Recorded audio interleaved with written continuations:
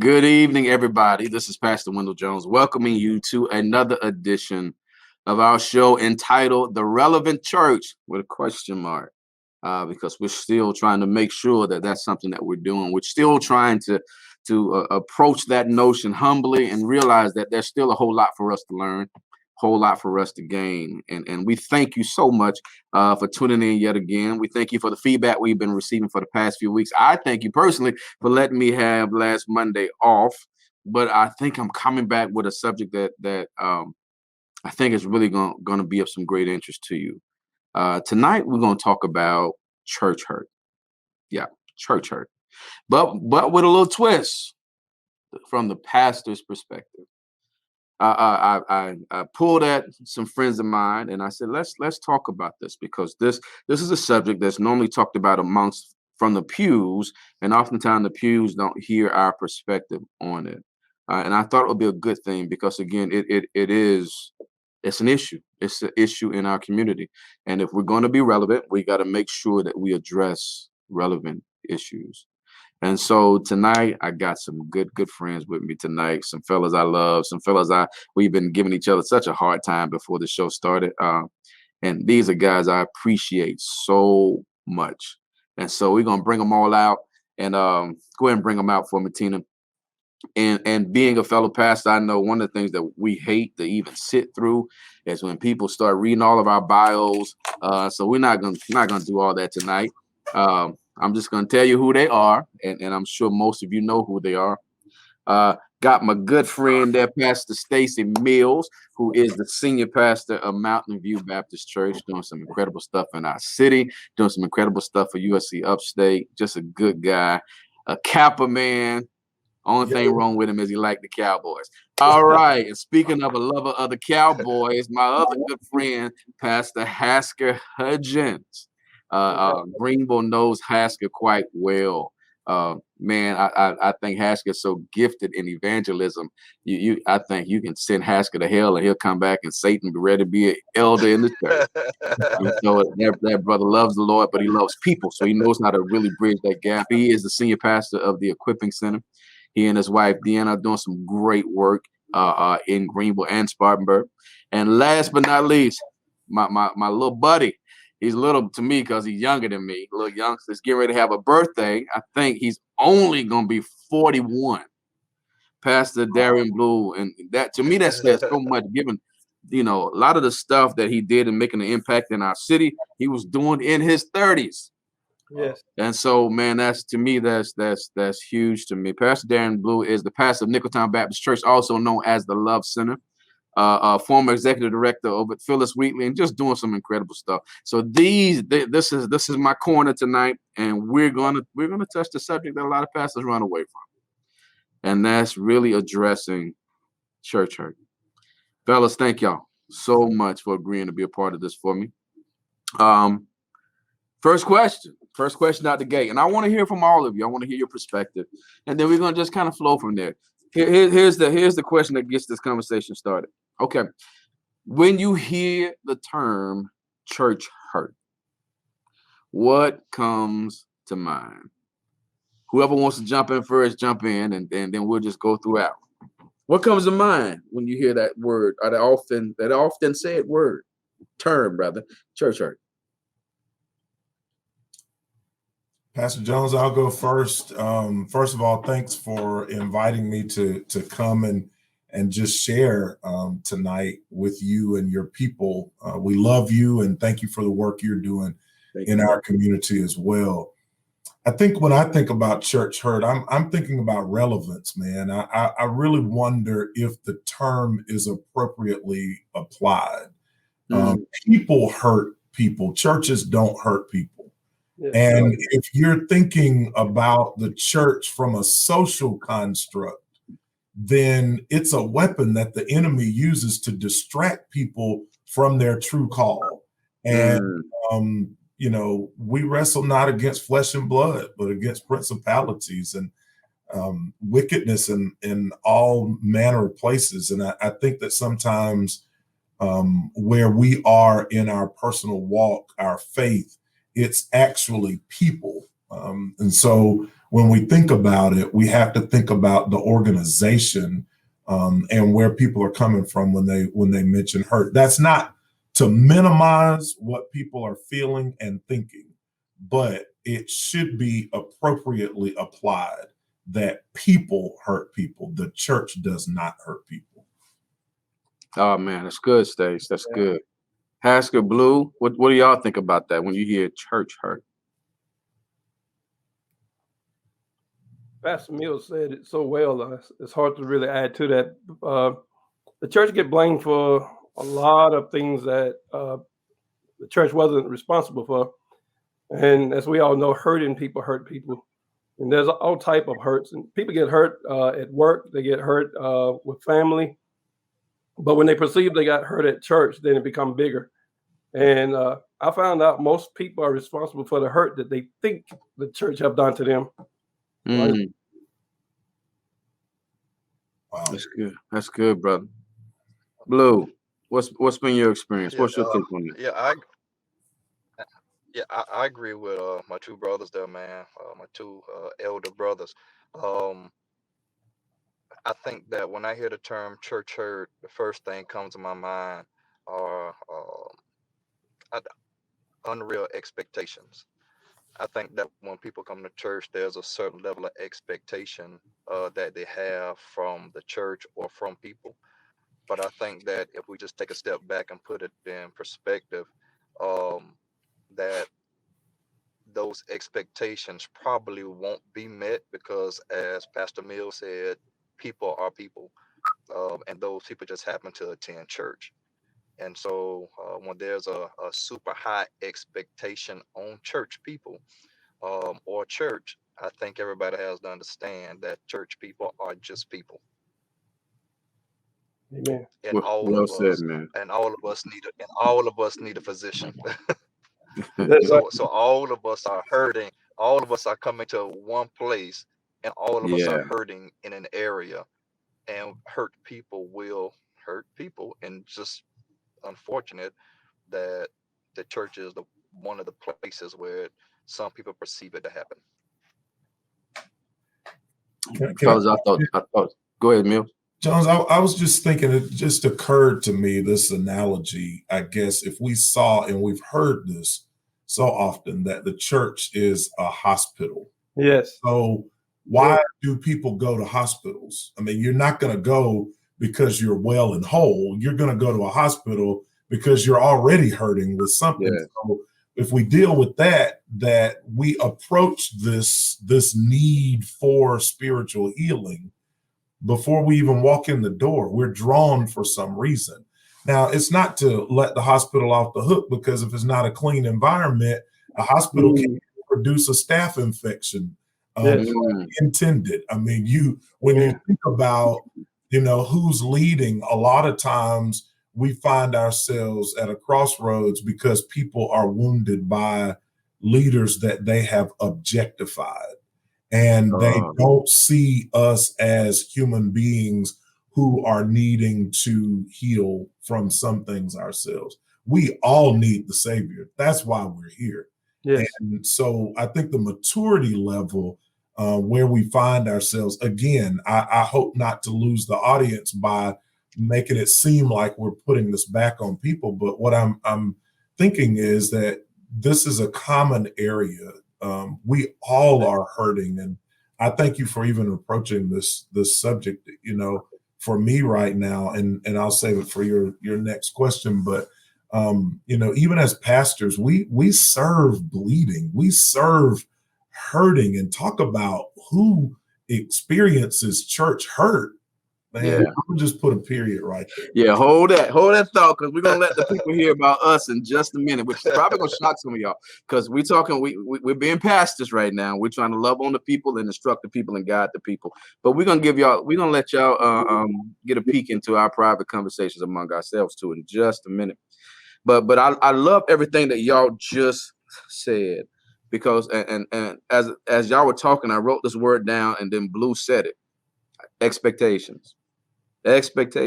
Yes. And I think we and then all of y'all just nailed it. But I think sometimes we have to maybe we don't reiterate it enough, guys, to talk about the notion that, as Stacey just said, is who the church attracts, who the church is supposed to attract. Yes. We're supposed to attract the same people that Jesus said he came to preach to, Right. preach the gospel to the poor, those who are brokenhearted, those who are captive, those who are in bondage, and in short, triggered people. Triggered people. And they're coming into a place, brothers, I think we have, and I said this to my own church, closing out last week, it just really hit my spirit. That we're trying to come back from a pandemic and really trying to remember how to do church, seemingly. But we got to lead with grace. We got to lead with grace, because people are showing up with various issues, various hurts, various triggers. And even as all of you have articulated from the pastor down, we're still healing. Right. Mm-hmm. We're still healing from something. And every now and then you're going to bump up into that injury. It's no different than, like right now, I was telling the fellas earlier, Stacey, that I sprained my back trying to work out with my old self. And right now, if somebody bumped me in the back, I might not sound real pastoral. But it's also the same thing as true, fellas. Well, tell me, do you agree with this? Sometimes people bump into your emotional wound. And it could be a long-standing emotional wound, or it could have been just something that happened this week. And I still made my way to the church, and you might run into that part of me. What do y'all say about that? Hey, when those guys pause, man, Wendell, I'm gonna jump in, because I see your expression. I caught your expression. Come on, give it to us. Well, I mean, you're exactly right, man. I'm gonna just go there. For me, not a physical ailment, but man, we got, all of us are fathers, and for me, it is especially important for me to show up as a dad in the lives of my children. And we have one daughter, and recently we discovered a bone marrow issue the hard way. She collapsed at work, ended up being rushed to the emergency room. She went from the emergency room to ICU for a bone marrow biopsy. Thankfully, we praise God that we ruled out any malignancies, no leukemia, but we're still on a journey, and have been since that day. She's, getting transfusions every week. Another bone marrow biopsy scheduled here in a little while, next week and week after next. And, we don't know. We don't have a definitive answer as to what is happening. Now, add all of what's going on in the world that we're already trying to juggle. Yes. And you show up to encourage other people. But what really gets me is sometimes people show up to church and act like they're doing God and the organization a favor by being there. No enthusiasm about the call, just really just showing up. You got to act like a cheerleader to coach them. And I'm like, I'm up here saying, praise God, thank God. And when I got that call that she was on the floor, man, bro, I'm tearing up now. And when I went to the hospital, I was not Pastor Stacey Mills, I can assure you. Yeah. And 2 days later, they had to ask me, will you please go home? And my thing is, I hadn't slept. I was standing right by her side. And all of the social constructs around Black men being angry and inconsolable came to bear on me. I just was that guy.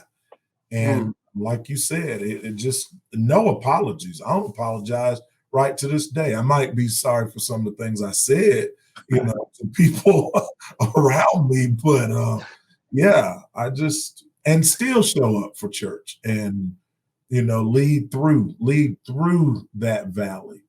Yes. And I'm thankful. That's not boasting, but it's the truth. That's insight, letting somebody see in.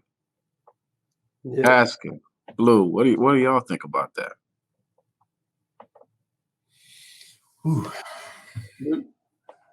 I'll go. Pastor, I learned when I was growing up the thing, I had a hurt toe one time. Someone stepped on that toe and it hurt worse. But it seemed like the rest of that week, people were stepping on that toe. Yes. And that toe had never been stepped on until it got hurt. And that's the thing, when we're carrying hurt, people will continue to hit that hurt. Yeah. That reason alone, we have to quickly get healed. And so how does the pastor get healed? How does the member get healed? We have to be intentional about forgiving. We have to be intentional about quickly getting healed. We have to know what we need to do in order to get ourselves back on track. And I know for me, I'll get out of town for 2 or 3 days, and then I'll get myself together, and I come back, and then I'm good. But everybody don't think that way. People tend to bleed on you. I remember being on the other side of the fence. We've all been on the other side of the fence when we were members ourselves. Yeah. I'm pastor. And I remember getting really hurt by a pastor. He didn't directly hurt me, but he kind of fell. And the whole city could see, which in turn hurt me. Yeah. And I remember crying to the Lord. And the Lord, how the Lord just, how he speak. And he said, it's because you put him on a pedestal. That's why you got hurt. You took your eyes off me. And quickly, I repented and got my eyes back on the Lord. So, Jesus said it is impossible. Yeah. For offense. I want to not be hurt, but not to be offended. So it's a journey, man. It's a journey. Blue, you got something you want to chime in right there? Yeah, man. I think the whole emotional piece, man, like I think we carry that more than people think. You see what I'm saying? And I know for me, like when I look at my life, man, I'm still carrying weight from when I was a child. You see what I'm saying? Like, it's hard for me to even at times, man, deal with death properly. That's Yeah. emotional for me. It's hard for me, man, to I see, when I look at people, man, in their relationships with their mothers, you see what I'm saying? Like, cause mine wasn't always the best, and and I'm excited for them. But then there's also that wounded place of me, you see what I'm saying? Which reminds me of this place where I grew up at, and I'm like, man, you know what I mean? And so, man, sometimes I just don't feel like talking. I don't feel Right. like speaking. I don't feel like answering my phone. I don't feel like answering texts. And then people get offended by that or mad about that or whatever. And it's not that I have a problem with the people, but it's just that I'm a human being. I'm emotional. I still got stuff that I'm working through. You know what I mean? And so I think that, yeah, just bumping into those life will happen. And when people hit certain triggers in our life, we have different ways we deal with it. My kids got in a car accident a few years ago, and they called me, and I pull up to the scene, and my 3 oldest kids are laid out on stretchers. I'm in my mind, the guy who hit them, I'm trying to fight him. Here it is, the pastor of Nicholtown Baptist Church trying to fight a man who hit his kids in the car. You know what I'm saying? Like you, Pastor Mills, I wasn't Pastor Blue then. I was a father. I was angry. You worried about your car, but hadn't even said anything about my kids. Right. And so, just juggling through those things, just you have those moments, man. Those emotional, human, real moments. Absolutely. Absolutely. What's was interesting because I was trying to wait to the pastoral thing, but I can tell from my brothers and myself, this is therapy for us. So we already out here. Fellas, I think sometimes there's a misunderstanding where we're concerned. And again, folks, listen, I promise you, I know these guys, they're not men that's out here right now trying to solicit your pity at all. I commend them whatsoever. The fact that they're even willing to talk about these things, because again, like I said, normally we only talk about it amongst ourselves, and many of us have been groomed to only talk about it amongst ourselves. But some of the reality of this thing, guys, is that there's this misconception that once we are called, we are whole. Yes, we are not whole. The calling on our lives does the same thing that the calling does on your life. The calling begins the healing process. Wow. And one of the things that the pastor has to do, that many of you who are watching don't have to do, is that our healing is required to take place publicly. yes. Many of you get to listen to us and take good notes and go home and work on yourself in the privacy of your home. You get to watch us demonstrate it where we can't the spotlight doesn't go away from us. We know that, even when we feel like being just daddies. Right. Even if something happened to our kid, or even we had a track event or whatever, because I don't be at sporting events and somebody go, hey, can you come pray for me? Like, my child getting ready to run. But the call has thrust us into situations, just like y'all who are watching. The call thrusts you into situations where you have to deal with stuff that you haven't dealt with. Yes. I tell people all the time, I said, I believe I was so messed up that God had to make me a pastor to heal me. Right. Wow. To heal me. And also in the process of doing that, I offer you some stuff as well. So let's just go ahead and do it. Let's all right, people. We're gonna let y'all in the back room and listen to how we talk to each other, because I want the pastors to talk to you about us. We will talk to you about how we feel about a lot of this and the hurt we endure. So brothers, talk to me about this. And let me say this. Let me give it a disclaimer for y'all, because we pastors and we ready to be pastors at the drop of a dime. I don't want to talk to the pastor. I want to talk to the man. Let the people see the man.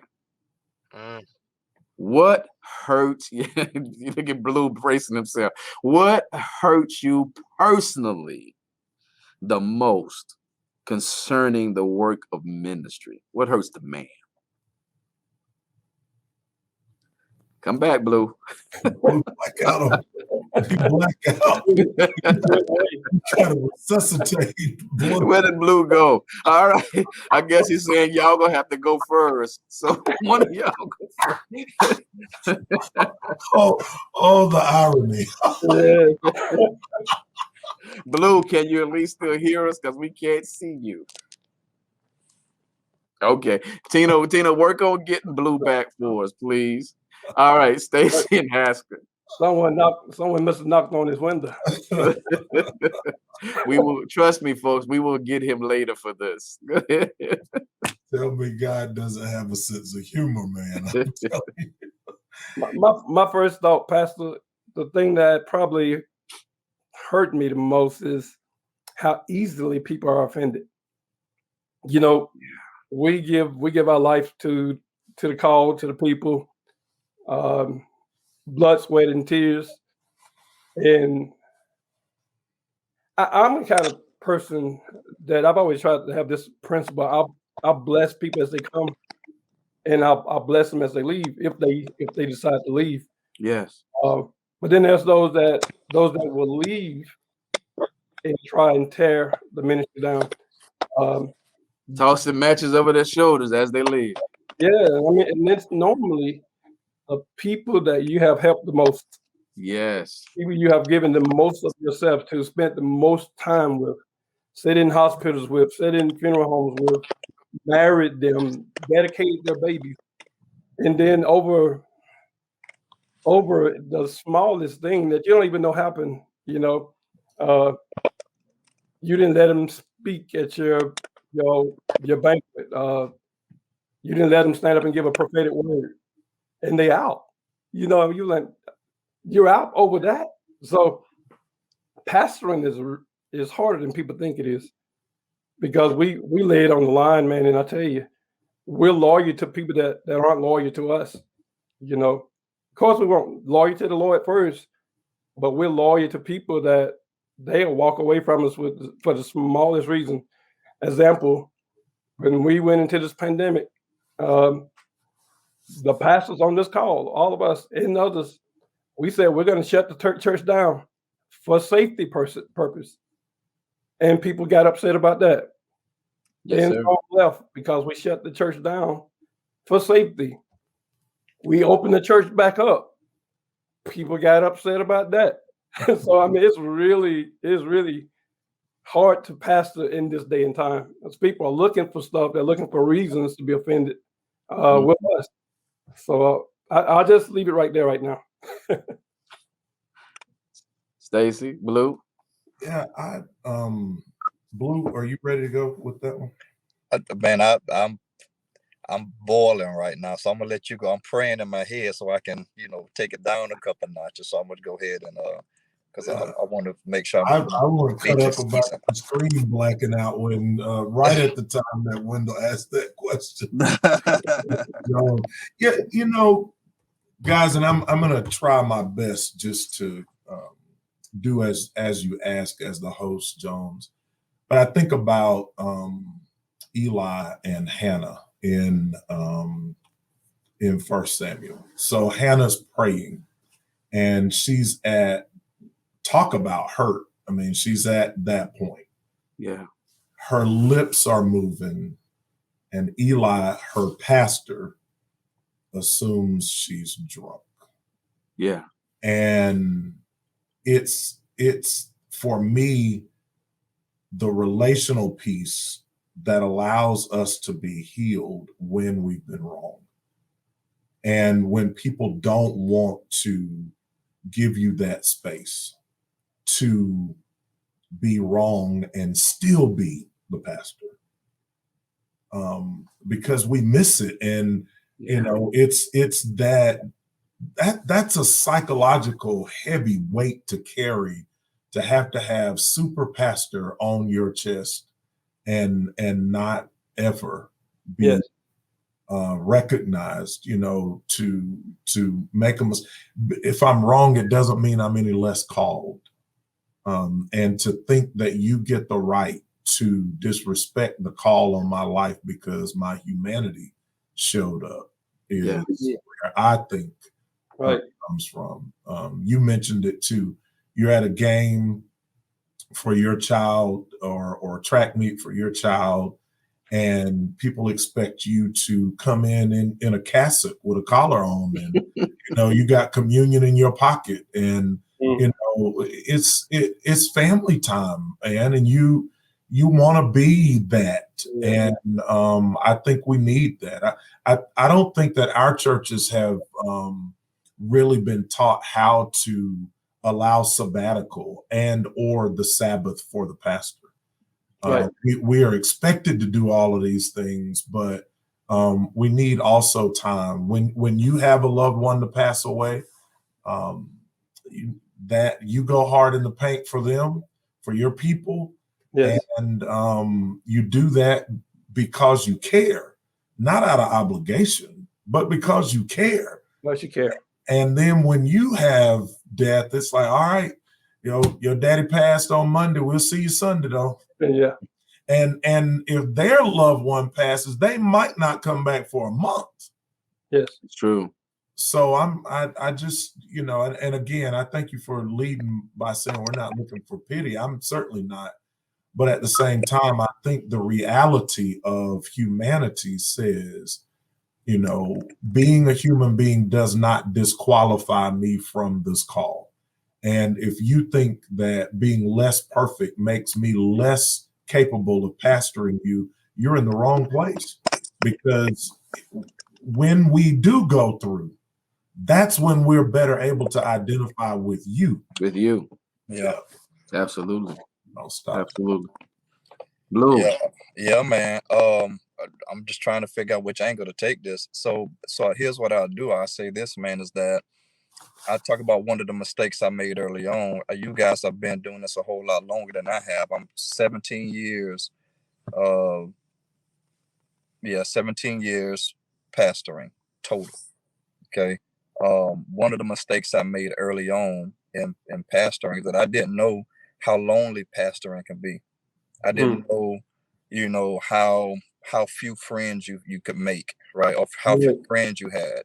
And so one of the mistakes I made was while leading, I allowed the people who I was called to pastor to get so close, right? That I allowed them to see parts of my life that they probably shouldn't have seen. And for some odd reason, I trusted them because I just thought, okay, this is a friend, right? And so for some strange reason, I trusted them in that space only to have that to come back and bite me. You see what I'm saying? And so it's kind of like one of those things, man, for me, to where I'm like, you heard what? You said what? You see what I'm saying? Like, I know there's only a few people in that space. You know what I mean? And to know that whatever space I let them in and whatever space they let me in, I kept that only for them to leak mine. You see what I'm saying? So I almost feel like, there's really no safe place. The other piece of what hurts is that it's not just church members, I think, that we struggle with everything that you guys said as far as people coming and leaving and these expectations they have of us and that we don't necessarily meet up to. The other part of pastoring is and hurt is that there are other pastors who hurt you. That these are supposed to be brothers of the faith, sisters of the faith, we're colleagues. All of us share the same experiences. But what I've discovered over the years, man, is that there are other pastors who hurt you. It's almost like they'll tear you down just to build themselves up, or they'll make your ministry look bad. And then literally call people in your ministry to get them to come to their ministry. Like, bruh, or sis, folks, yes, they do that. They do. And so it hurts, and so man, I can talk about it all day, but I've made a lot of mistakes as it relates to the being, this commonality, being common. You see what I'm saying? And I had to understand. I understand more now than then that I can't be as common, as bad as I want to be, as bad as I want to go to the bar, hang out, and have a beer with you. You see what I'm saying? There may come a time you may get mad at me. It may not like a decision I made in that church. And the next thing I know, 50 people will know that me and you went to the bar and had a drink, but you ain't talking about all the drinks you had, just talk about the drinks I had. Pastor like IPA. I saw him drink 4 of them. Too close, too common. I made that mistake and got hurt by it plenty of times. It's a difficult line because we are relational creatures, and it's instinctual to want to be close to the people you see the most. And you have to kind of grab yourself and keep that distance. And even when you're trying to keep that distance gets interpreted by the members different ways. Right. Because they want a deeper relationship too. And you always have to try to keep that little buffer, and some folk get offended and some mature enough to understand it. But, if I were to respond to that same question, I think, I guess what comes to mind with reflection now is that I think I put myself in position to be hurt. And here's what I mean by that. I didn't realize that if it seemed, when I look back at hindsight, fellas, it looked like I was making deposits into this grace bank with the members by, I've been with you through all your stuff. I carry all your secrets. I know what's going on with you. And at the greatest time that I and my family needed their grace, we didn't get it. Right. We didn't get it. When it was one of the most painful things I don't wish on anybody. I felt like God had a sick sense of humor that day, but we was going to be obedient. Not me, we were going to be obedient. And the day that we were going to announce our separation and eventual divorce was on a friends and family day. Wow. Church is packed. And we both kind of looking at each other like, do we do this? Do we go ahead and just be honest today? And we both go up front and we both talk to the people. And we say, don't pick sides. We both crying. We both doing all of this. And everything that you had hoped for did not happen. Wow. Did not happen. And to watch folks, and you know, we human too, you know, like, listen, you know, you saying, what about me? This your fourth marriage, you know, you see and stuff like that, or pastors. Yeah. Pastors coming at you who've been married multiple times, but all you know is that wife. Because you know, they when they got their call, they had that wife. Yeah. And so the pain of it is ridiculous. And the second layer to that of me hurting myself is that I didn't give myself time. I didn't give myself time. I didn't do the sabbatical thing like you talked about, Stacey, because I honestly felt like I could. Because in the midst of all of that, instead of there being a decline in people pulling on you, I was having to console people through their pain over our decision. And so leaving was not even allowable. And maybe it was, fellas. Maybe I should have just said, hey, I'm out and we're gonna let the chips fall where they may. I see y'all in 30 days, 60 days, whatever. I need to go somewhere. But we had to push through it. Still write sermons, still do Bible studies, still do counseling. 2 weeks later, I had to do a wedding. Wow. And I sat down with them and I listened. I said, if y'all don't want me to do the wedding, I understand. And they looked at me like I was crazy. Like, no, you're our pastor. And here I am. Imagine the emotional toil that day. I'm having to do a wedding. I cried through that whole ceremony. Wow. Cried through that whole ceremony because it was just that in your face, that in my face. And so people don't expect that of us. That underneath that collar, in that case, ain't Pastor Mills, it's Stacey. Ain't Pastor Hudgens, it's Hasker. Ain't Pastor Blue, it's Darian. Ain't Pastor Jones, that's Wendell. That's Maylard Jones' little boy, who's still dealing with childhood trauma and this, that, and the other. He's still dealing with some stuff that God hadn't put on the altar yet, that he still got to work his way through while he's still trying his best to help you get to your best life. Still trying. You know, Jones, I'm going to take issue with Blue's choice of words, and taking issue with Blue is nothing unusual. Right. And it's not in a negative way. I just think it's where we think. And he used the word common when I think familiar might be the word. Yes. Because there is this spirit of familiarity. And the old adage, I don't know who said it, but familiarity breeds contempt. And so the more familiar we allow people, we are anything but common because we are called, and that anointing that is on us. Christ went away from the people after every major occurrence in ministry, even if it was for a little while.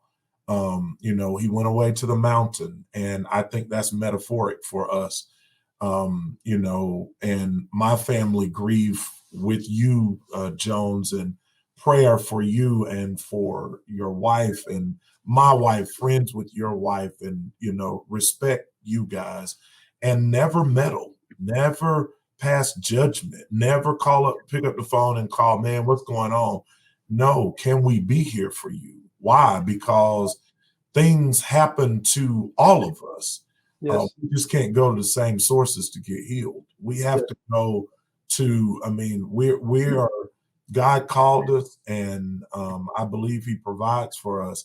And so he hides us during that healing process. Yes. So that we can minister to the people. And we've had many instances of needing healing, and I'm thankful for God's grace being sufficient and his hiding us in that place. I'm thankful for the wings and the shadow that are in the psalm that talk to us about, he that dwelleth in the secret place of the Most High shall abide under the shadow of the Almighty. Man, this even right now is, I may be criticized as the weeping prophet because I'm trying to hold it together. It's just one of those things. I rage right now. I'll be honest with you. I think that this is a pivotal time, but holding it together, to talk like we talk, to speak truth to power, to help educated people understand why racism is wrong. I'm about at my rope's end with trying to, speak in a way that I've always been told, don't leave dead bodies unnecessarily. Meaning, you could go for the throat, cut them with your words, but it does that come out better. Quick story. I was talking to another pastor friend about something that was going on, and I had been wronged, meaning somebody had done me wrong, like we're talking about. And I was still trying to apply grace, but it was tearing me up inside. Michelle Obama, they go low, we go high. I wasn't trying to go high. I was trying to go low with them. Meet you in the gutter. Yeah, and my friend, my pastor friend, was not helping. He was like, "You right, Mills? You right." You talk about blue, ain't you? That's No. blue. Disclaimer, I should have put it out. Hey, I'll be quick to say, let's go where they at. Let's go. His wife is a U.S. attorney and was listening. She just happened to be present, and she said, "Pastor Mills, all due respect, you are right." My husband said, "You are right, but is it righteous?" That's good. That's good. And I was like, "Look, I ain't trying to be righteous. I'm trying to get justification." So yeah, we gotta, man. Blue said we've been at this a lot longer than him. We're really still young, man. It's just, 17 years is a long time, but we're learning every day and how to balance it. I ain't never been a daddy before. I ain't never been a husband before. Never been a pastor before. And so all of that is OJT. I don't care if you got 50 degrees hanging on your wall. There is no class called Psychology of the Black Church, or at least there wasn't when I started, or Psychology of Church People. Right. There is a whole nother psychology when it comes to people in church. That is true. We know who God is. That is true. People that come through the door, it's like working at a drive-through at a fast food restaurant. You don't know who's pulling up. That's right. 17 years would be a long time for anything that stays the same. Because you can perfect your ability if what you're perfecting it on stays the same. But this thing that God has entrusted us with, called the church, is forever evolving, shifting based on what's going on in society, whether it be from George Floyd to the Chauvin case to any issue that now works its way into the church, that we are now looked upon to give some guidance in, and we had better heard from God on how this thing should be handled. Brothers, before I let you go, we're almost out of time. I'm gonna throw two statistics out at you that hit me in my heart, man. Like, hit me in my heart. I know it's gonna hit y'all too. I know it, and I just want to get your take on this, and then we're gonna close out. Statistic number one: 70% of pastors continually suffer with depression. Number two, not that much of that, as much as that hit me in my head and spoke to my own reality, this one hit me in my heart. 80% of adult children of pastors have sought professional help as a result of being PKs. Wow. Pastors' kids. Mm.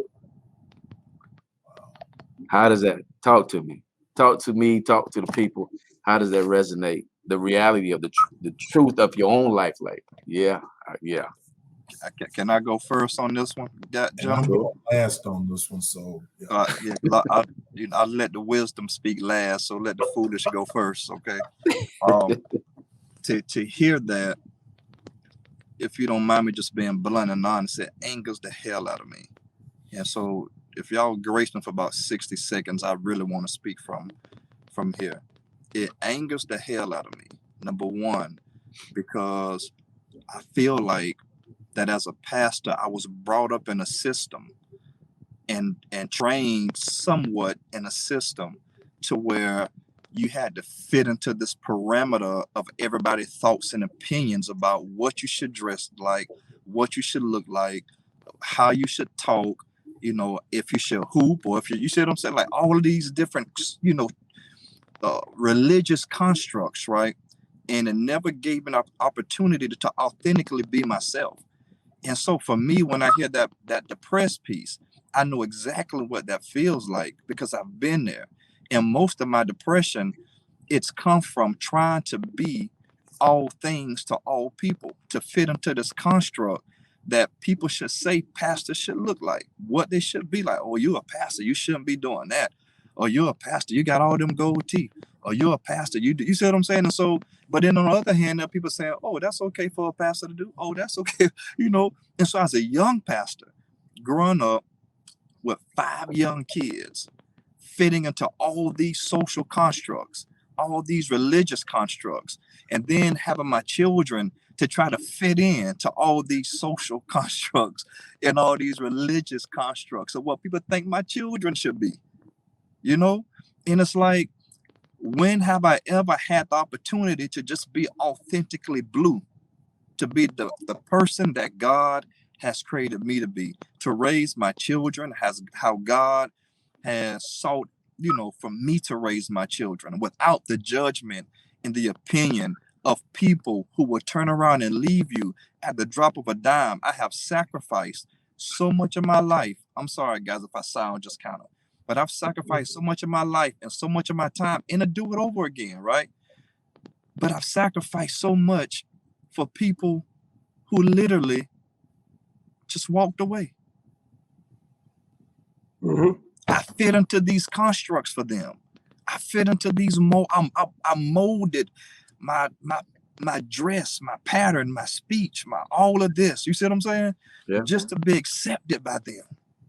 And only for the people who I wanted to accept me so bad, only to turn around and reject me. And my children. Now I'm getting emotional. And my children having to see that, having to experience, you know, seeing daddy at home broken, seeing daddy at home trying to figure this out, you know, like I couldn't even be strong for them. Family fall apart, you know, had a strong, beautiful, intelligent wife, but trying to fit into the constructs of people, family fell apart. Yeah. And not blaming the people, but you know, again, I take it back to what I said in my opening statement. There's a lot of, I gotta put some of that on myself. But I've learned never to do that again, ever. I'm gonna be, from this day forward, I'm gonna be authentically me, and I'm not fitting in nobody else's construct. Because every construct that people have for me, I've discovered that they worse off than what they try to make me be. And you said a word earlier, Jones, that word grace. All the grace I've given people telling them, God got you. But as soon as I find myself in something, there's no grace. And I've tried to become all things to whatever you thought I should be. And now you X out grace in my life. And I'm gonna leave it at that. I can go on, but yeah, I'm just gonna be authentically me at this point.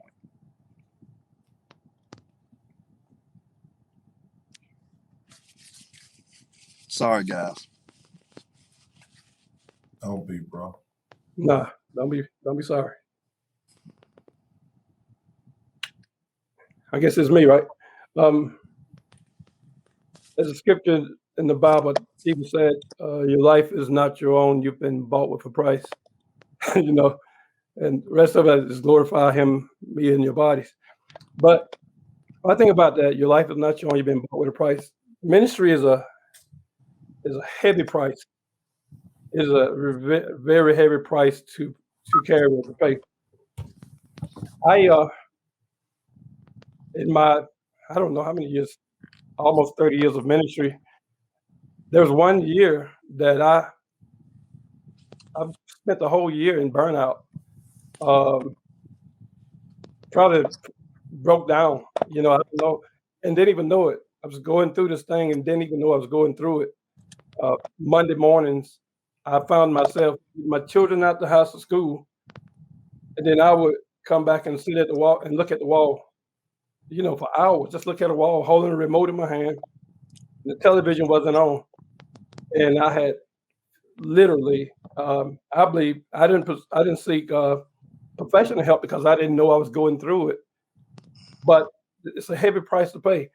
I was in Tennessee with a pastor, and we both took a ride, and we both parked the car, and we walked through somebody's backyard and sat on a bench looking at a lake for 2 hours and didn't say a word to each other. We were going through something, and it's a very heavy price to pay. So I can see that 70% or higher deal with depression. Ministry pastors are in the top 5 professions of the most stressful jobs or professions you can have.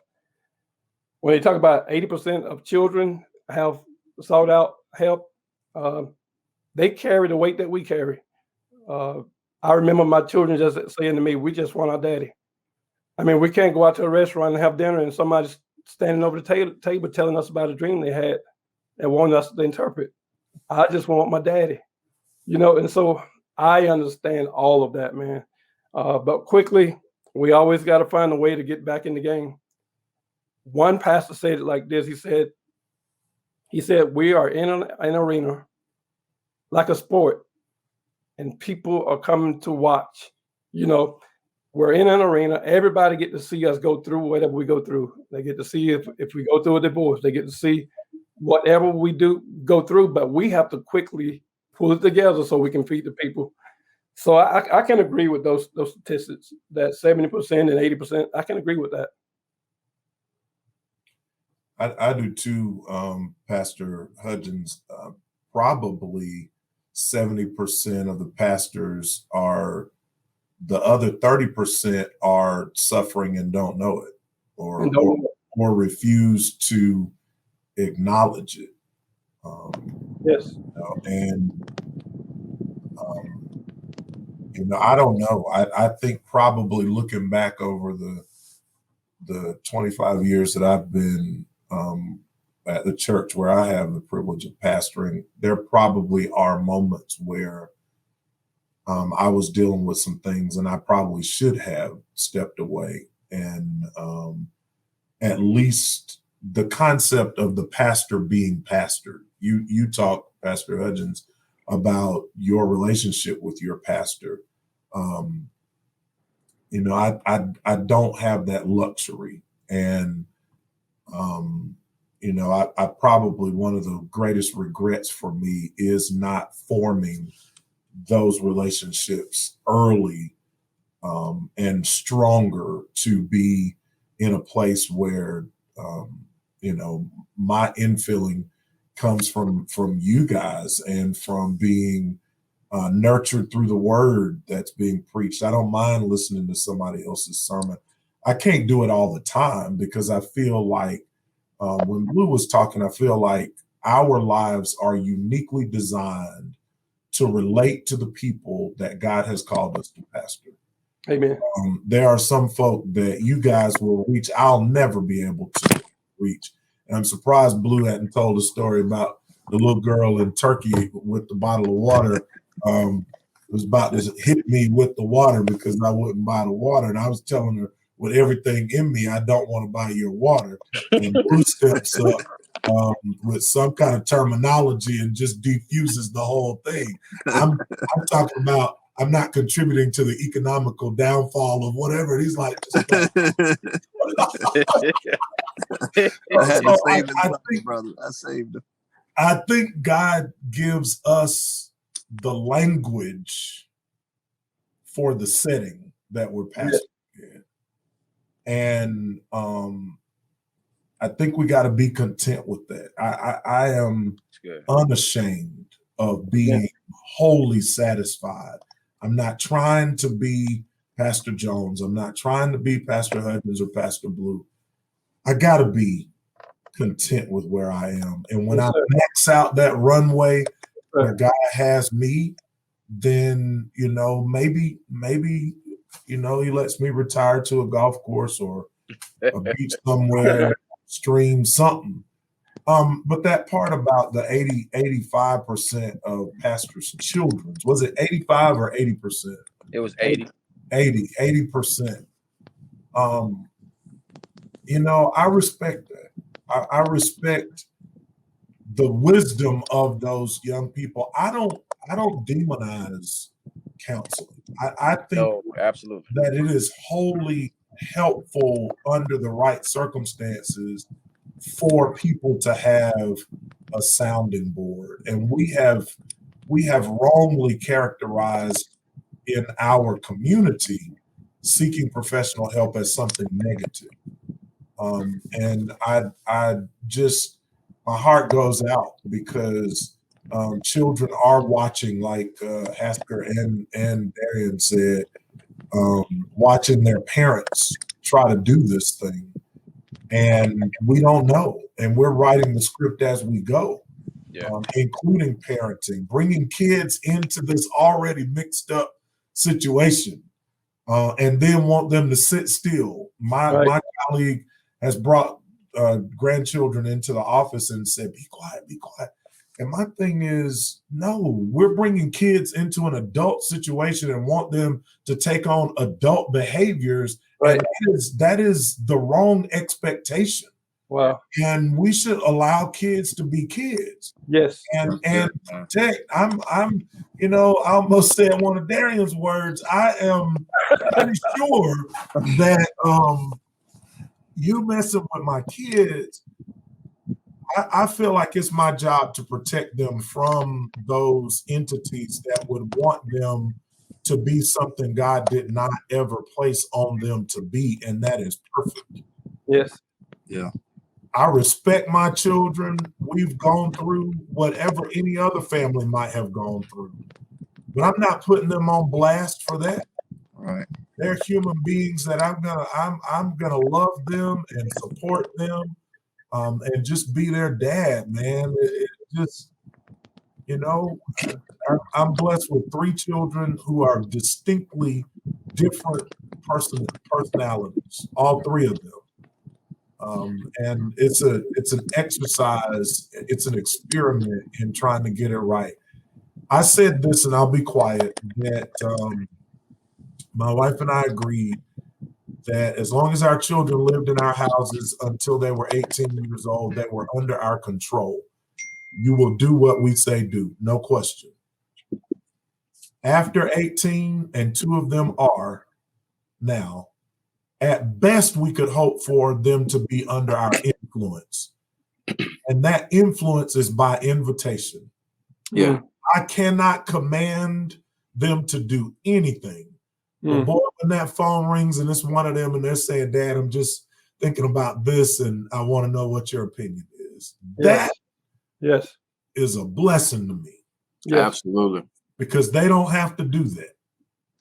And you know, I'm like Blue now, man. It's just, I apologize for being in the space of emotion, but it's a lot going on.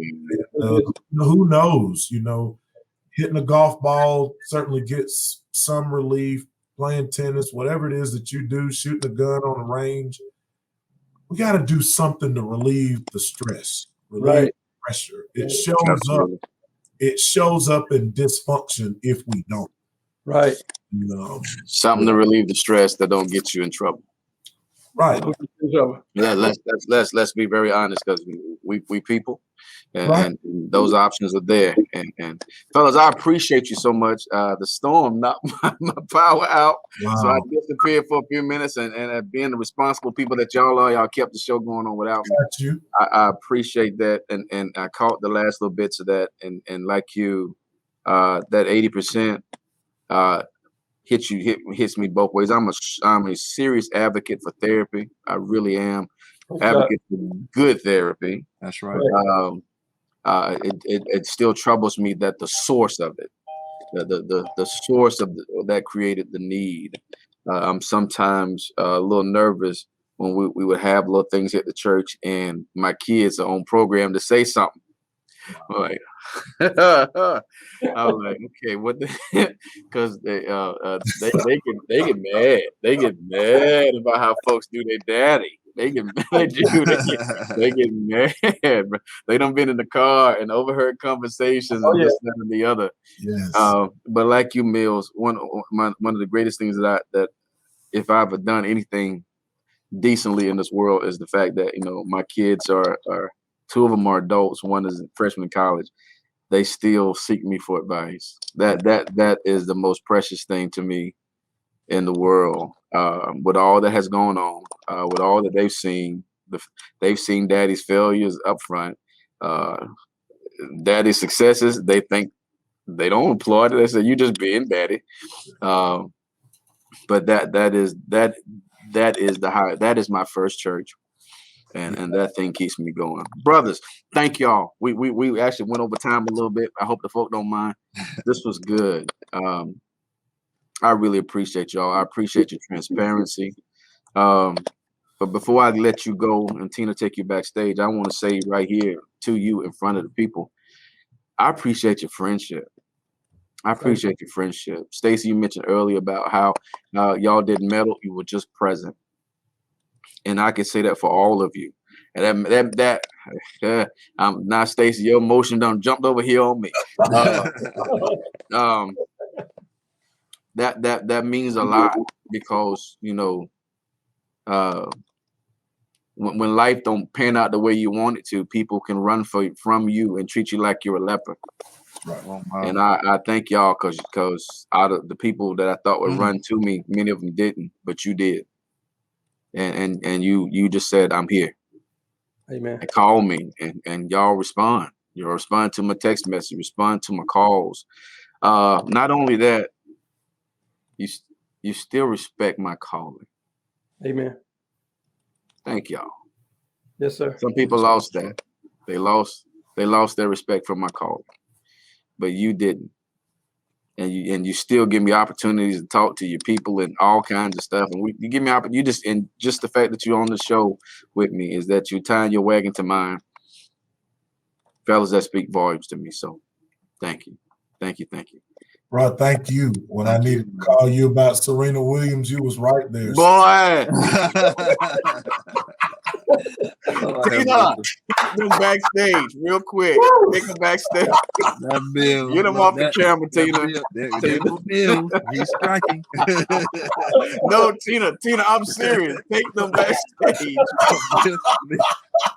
Mills just can't behave himself.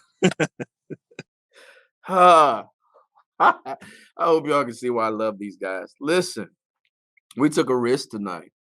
And we know it's going to fall on both sides of the tracks. It's going to be some people that are going to be upset about some of the things that we said, that might view some of the things we said through your own hurt, through your own filters. And hear me when I say this. By no means were we trying to minimize your hurt. By no means. We're not trying to say that your hurt wasn't real. It hurt. But we also want to say our hurt has been real too. But at the end of the day, we're going to challenge ourselves, and we want to challenge you about perspective, about expectations. If you listen closely to many of the comments that the pastor said when they talked about their hurts, they also said how they went back and examined themselves, or they had somebody else that that they trusted that would check them and made them kind of look at things a little bit different. I love what Stacey said, you are right, but is this righteous? And so we're trying to figure this out. I hope that that you witness our humanity. I hope that you'll give pastors grace, more grace. We're not asking you to co-sign or be co-conspirators in foolishness. We shouldn't. We know we're held to a higher standard. It's explicitly written in the Bible. We know that. We know we're held to a higher standard. But we also hope that you can embrace our humanity a little bit too. Love on us as we attempt to love on you. And we're all trying to figure it out, guys. We haven't figured it out. And the moment you think you figure it out, it changes. Changes again. Every time somebody else comes into your church, it changes the tenor of your church. It changes the flavor of your church. And we want our churches to grow. We want people to get saved. We want people to come in. But we also realize every time somebody comes, it changes the nature of your church. So thank you in advance for your grace. Thank you in advance for your comments and your understanding. Thank you. Thank you even for your disagreements. Thank you. Till next time, much love.